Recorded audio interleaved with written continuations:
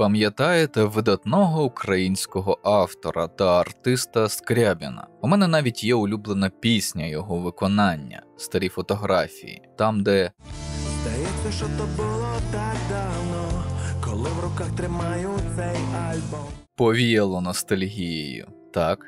А тепер я вам її дещо розвію. Колись Скрябін і низка інших популярних виконавців дуже топили, тобто агітували за партію регіонів і Яника. А дехто з українського шоу-бізнесу підтримував ідеї росіян їх самих і після 2014 року. Деякі унікуми підтримують навіть зараз. Ніяк інакше, окрім як негідники, їх охарактеризувати в нормальної людини не вийшло б. Схожа ситуація з боксером Усиком, перемозі на ринзі якого багато хто нещодавно радів. Це зараз він за Україну і ЗСУ. Коли це вже 100% мейнстрім, а до цього просував інтереси РПЦ і не міг визначитись, чий же все-таки Крим. То яка причина того, що ми забуваємо негативне та віддаємо перевагу позитивному? Чому в нас така вибіркова і коротка пам'ять? Чому врешті-решт ми надаємо навіть негативним персонажам флер романтизму та чеснот? Одразу спойлер, не тільки завдяки нашій індивідуальній психології, хоча і вона на це впливає. Зацікавив вас? Тоді починаємо. Психологія впливу проти індивідуальної психології.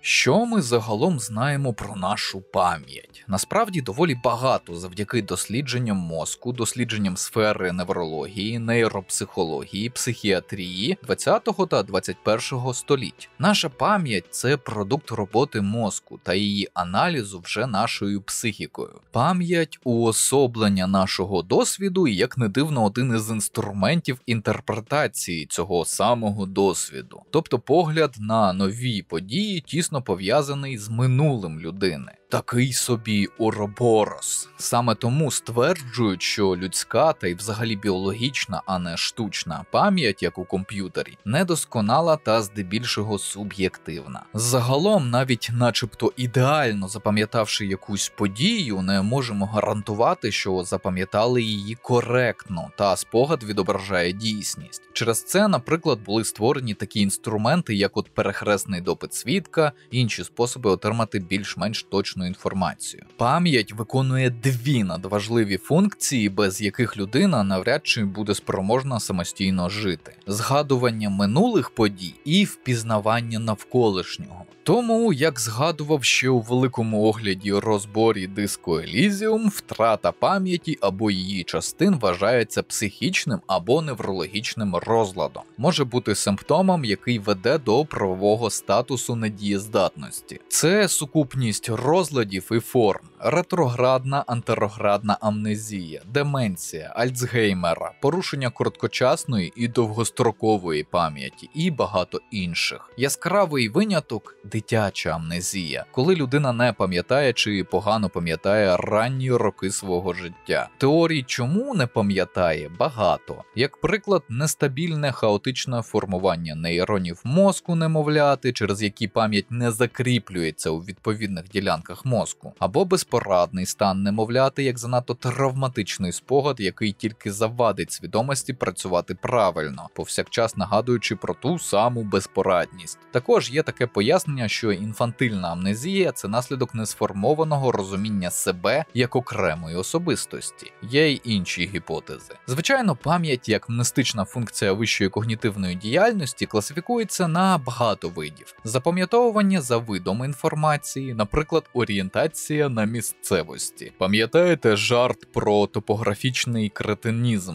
Оце воно. Пам'ять за способом запам'ятовування інформації, пам'ять за тривалістю збереження у мозку, короткочасна, довгочасна та інші класифікації. Загалом пам'ять невід'ємна та одна з основних складових людської діяльності, і зовсім не дивно, що вона складна на всіх можливих рівнях нашої діяльності: біологічній, побутовій, професійній, соціальній тощо. А як дехто з вас знає, зазвичай, що складніша фізіологічна функція, то більше прогалин і недоліків вона може мати, як еволюційних, так і індивідуальних. І от тут якраз час згадати про головне питання цього відео. Чому наша пам'ять так вибірково і загалом погано запам'ятовує події та часом інтерпретує їх дивно чи нелогічно? Загалом відповідь дуже залежить від гігантської кількості факторів та їх комбінації у цієї конкретної людини, яка і запам'ятовує подію. Серед них сміливо можна виділити такі. Перше – ностальгія або синдром каченяти. Усі ви його більш-менш знаєте. Психологічний механізм, який витісняє негативні емоційні спогади на користь позитивних, навіть якщо негативних набагато більше. Цього потребує психіка людини для більш-менш нормального існування. Незвичний приклад. Один із моїх давніх клієнтів ненавидів свого покійного батька, бо той часто його бив, у такий спосіб виховуючи його. Але були і приємні спогади. Тому той факт, що з часом, зі зростанням йому був приємний запах свого тіла, схожий на той, який був у його батька, його дуже сильно дивував. І він навіть купував одеколон, який нагадував запахом той, котрим користувався батько, щоб запах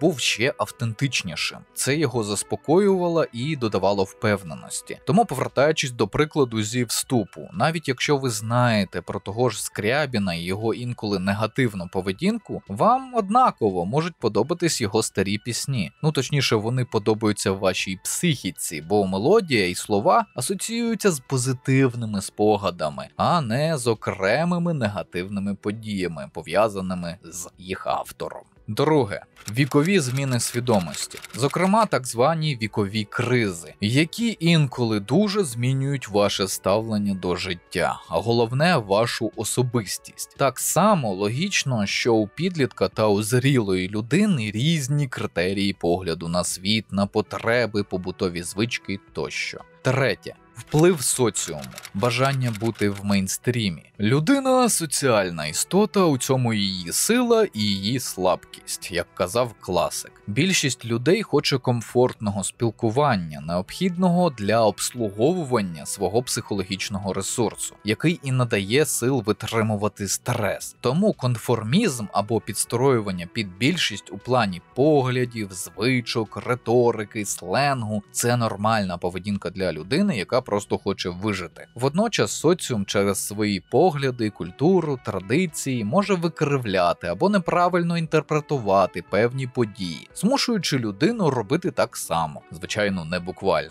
Навіть якщо вона розуміє, що щось тут таки не так. А пізніше це вже навіть закріплюється, бо з віком пам'ять погіршується. Та й багато разів повторне вже не здається таким абсурдним, а це ще більше зміщує акценти у свідомості. Четверте. Переоцінка цінностей і психологічні травми. Ще простіше – гострі стресові реакції, під впливом яких погляди можуть кардинально змінитися за дуже короткий проміжок часу. Банально, події 24 лютого істотно змінили світогляд більшості українців. Так, деяким довелося довго перетравлювати цей досвід, аналізувати протягом наступних місяців те, що відбулося з їхньою свідомістю. Але величезна частка цієї зміни припала саме на оцю гостру реакцію. Умовний психологічний шоковий стан як такий. Звісно, наша психіка не пристосована до таких раптових, а у декого і значних змін. Тому у декого вони викликали навіть неврологічні чи психіатричні симптоми. Тривожність, депресивні епізоди тощо.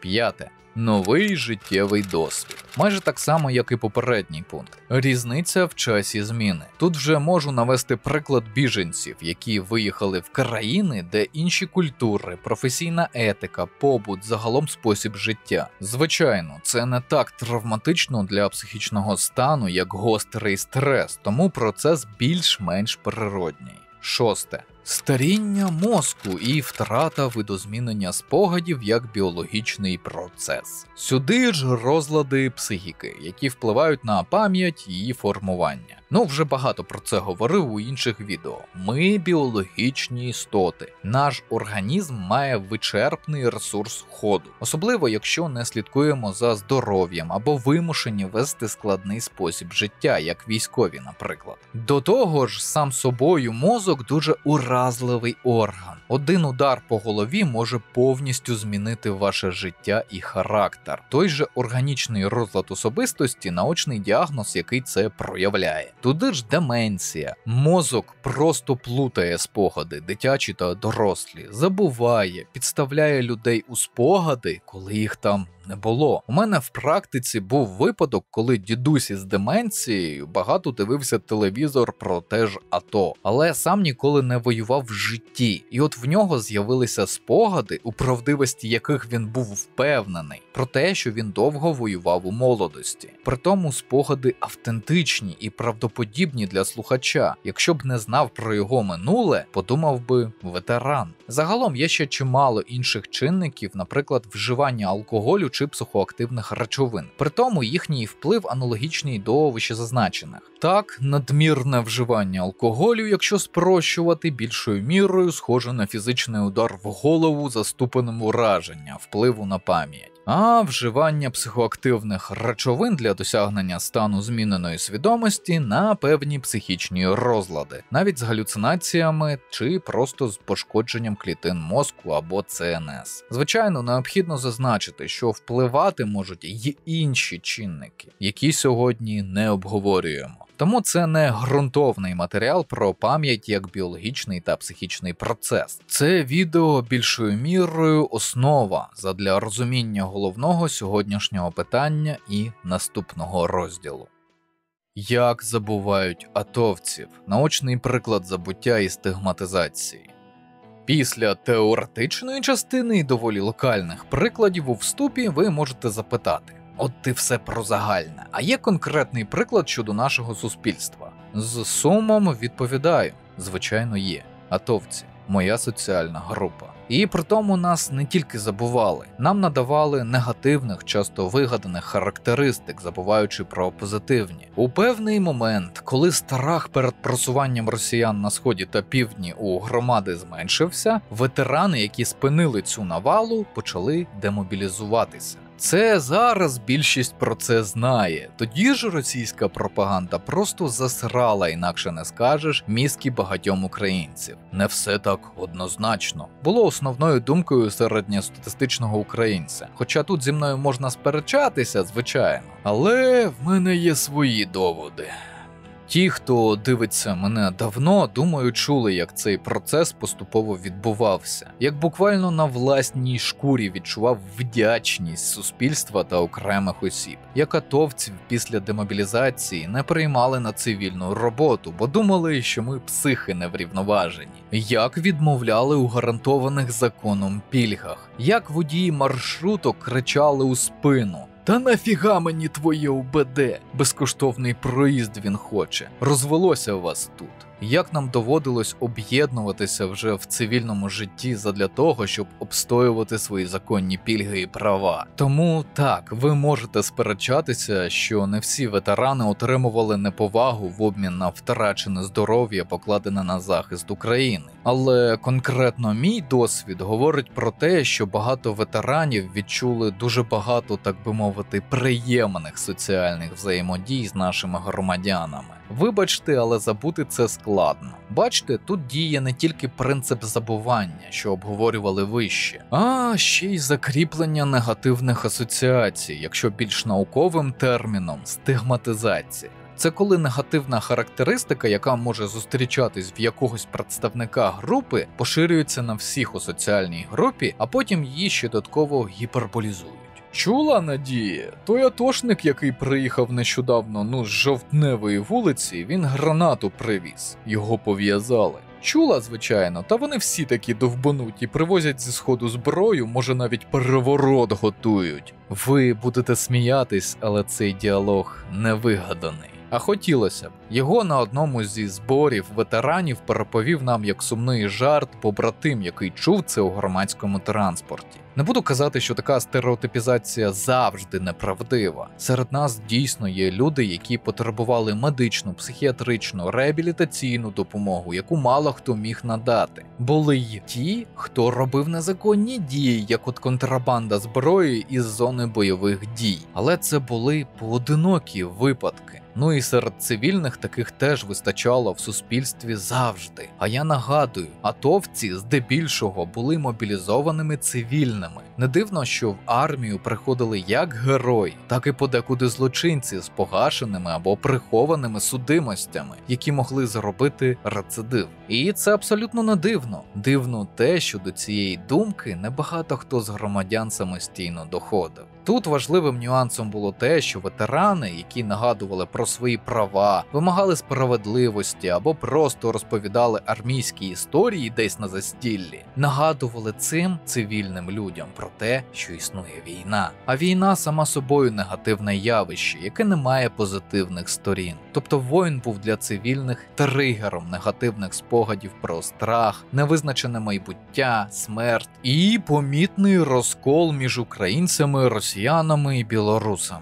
Нагадую, тоді серед українців була поширена думка «нас посварили політики» і «триєдиний нарід». Тепер додайте до цього сучасну дуже обурливу поведінку представників ТЦК. Притому, розказуючи вам це все, також додам дуже неприємну річ. Багато атовців згодом перестали згадувати без нагальної потреби про те, що вони ветерани. Перестали показувати УБД як проїзний документ у транспорті, чи йти позачергово до лікаря, користуючись своїм правовим статусом. Закинули форму у шафу і забули про неї. Так було простіше. І, о диво, тоді в нас перестали вбачати всі ті негативні штуки, які нам приписували, коли ми так не робили. Тобто соціально-психологічна характеристика, яка існувала тільки в головах людей, зникла, і ніякого перевороту, моторошних історій чи психів ветеранів особливо не відчувалось. Навпаки, були історії, як на поодиноких ветеранів нападали цивільні любителі руського міра і били натовпом, інколи до смерті.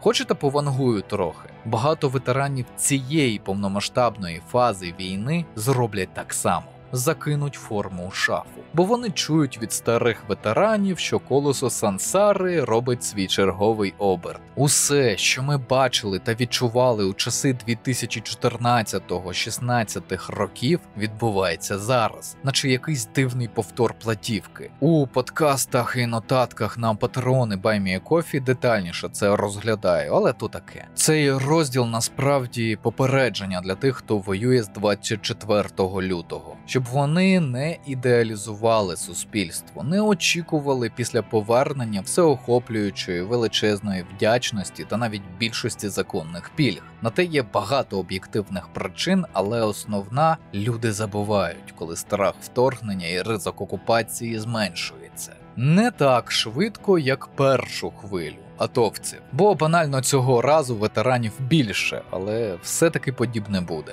Це природа людської психіки. Тут нічого не поробиш, якщо, звісно, не станеться диво і наша влада не почне адекватно просувати культуру подяки ветеранам. Можна багато борчати, скаржитись на це серед побратимів, але це не призведе ні до чого, окрім деякого морального задоволення. Передусім, майте чіткий план того, що ви будете робити після демобілізації. Куди підете працювати? Як буде проходити ваша реабілітація? Чим будете займати своє дозвілля? Як спеціаліст психології і реабілітації ветеранів кажу, це перший і найважливіший крок для подальшого повноцінного життя після війни для ветерана. Нехай не все буде йти за планом, смішно, коли так відбувається насправді, але водночас ваш розум буде зайнятий і менш тривожний. А там поступово не відразу усе буде налагоджуватися. Перевірено з власного і не тільки досвіду.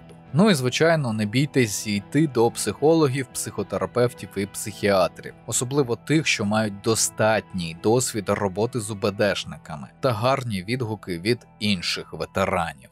Висновки.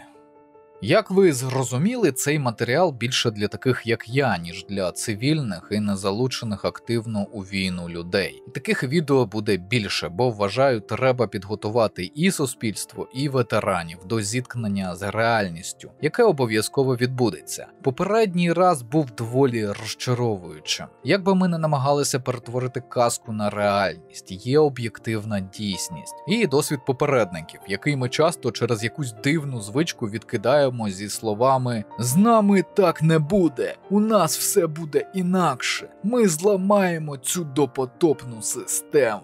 Але ні, максимум ми можемо її видозмінити, адаптувати для нагальних потреб. Але зламати деякі системи, наскільки б вони не були погані на перший погляд, є системами життєвої підтримки. І ламати їх, не маючи чіткого, детального плану на майбутнє, це як мінімум тупо. А зламати соціальну колективну психіку, яка формувалася століттями, неможливо без критичних наслідків, на мою думку. На жаль, це нормально для будь-якого суспільства, не тільки нашої країни, що героїв будуть поступово забувати, а людей з сумнівними моральними якостями прославляти як героїв, забуваючи їх минуле, яким би воно не було. Не кажу, що з цим треба змиритися, але на боротьбу з цим не варто витрачати все своє життя, яке залишилось. Звісно, якщо ви не журналіст-розслідувач. Знову таки, уподібнюватися до тих росіян, які живуть гіпертрофованим минулим, забуваючи, що вони в реальності в болоті аж до горла, теж не варто. Колись казав, у них панує культ смерті, водночас як у нас є своєрідний культ життя. А це означає жити тут і зараз, любити, працювати та насолоджуватися тим залишком часу, що нам подарувала генетика, природа, вищі сили. Яке формулювання для вас більш прийнятне?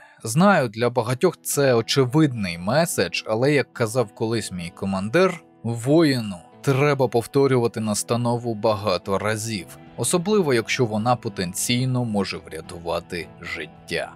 А на цьому ми будемо завершувати. Канал вашої нібіріанської ящерки також можна підтримати за посиланнями в описі. На вибір 3 варіанти на ваш смак: Patreon, BuyMeACoffee та Donate.ua. Потім розрахуюся з вами класичними матеріалами про кризову і військову психологію з оглядами та розборами відеоігр, звичайно українською. Нагадую, що всі патрони мають можливість поставити питання у коментарях під відео на Патреоні та в особистих повідомленнях. Ці питання обов'язково побачу і відповім у межах своєї компетенції. А ці поважні пані та пани вже підтримали канал. Шана та дяка. Підтримуйте україномовний YouTube. Вірте в ЗСУ. Все буде Україна!